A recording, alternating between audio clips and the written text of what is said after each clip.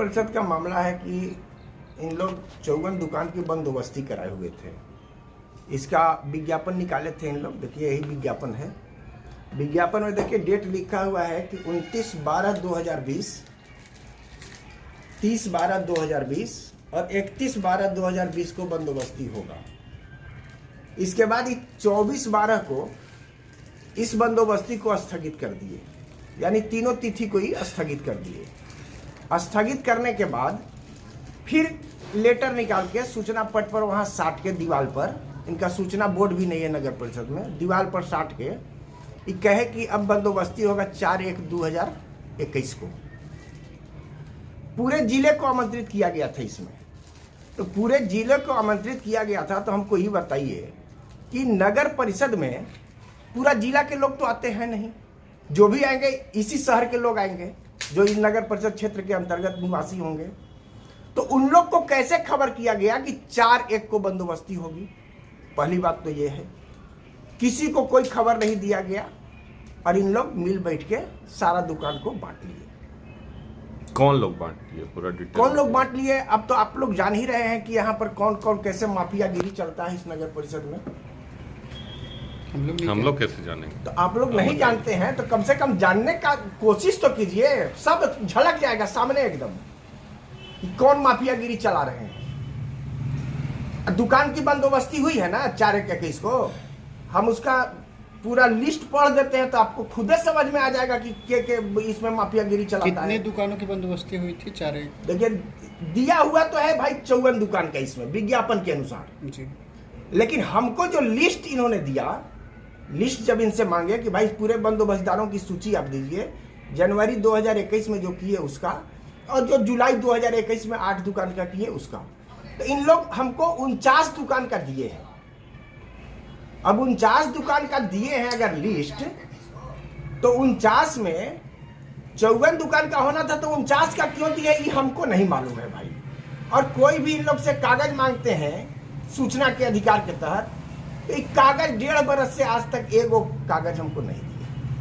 तो भैया हमको जो भी साक्ष्य निकालना होगा, हमको तो निकालना होगा नगर परिषद से।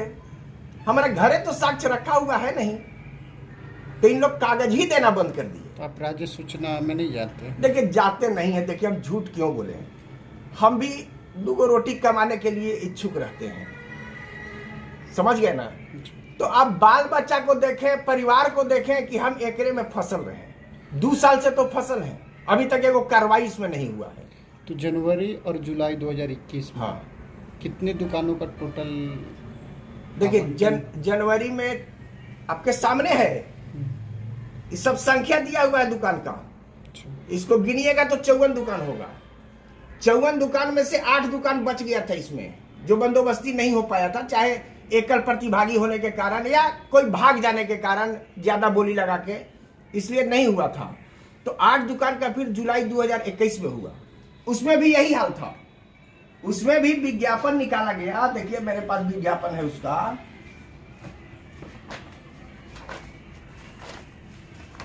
देर होगा इसलिए हम दिखा देंगे आपको। विज्ञापन में निकाला गया था कि 5/7/21, 6/7/21 और 7/7/21 को बंदोबस्ती होगी 8 दुकानों की। उसमें भी संख्या गिन लीजिएगा, 8 दुकान लिखा हुआ है। इन लोग किए हैं 7 दुकान, ये हमको बाद में मालूम चला। फॉर्म तो 8 दुकान का भरा गया है। आप देखिए फॉर्म है मेरे पास, इस सूचना के तहत उन्होंने दिया था 8 दुकान का। देखिए पहला दुकान में प्रवीण कुमार सिंह थे और परविंदर कुमार सिंह थे। आपके साथ मेरा पहले भी इंटरव्यू हो चुका है, जो ये सब हम बता चुके हैं आपको कि बस एक ही दुकान छोड़ के बाकी सब दुकान में सबका ड्राफ्ट एक ही बैंक से बना हुआ है।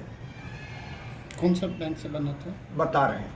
देखिए ये तो मेरा हो गया, जो मेरा है स्टेट बैंक से बना हुआ था, और हमारे जो प्रतिद्वंदी थे प्रवीण कुमार सिंह, उनका बना हुआ था आपको पीएनबी रतनुआ से।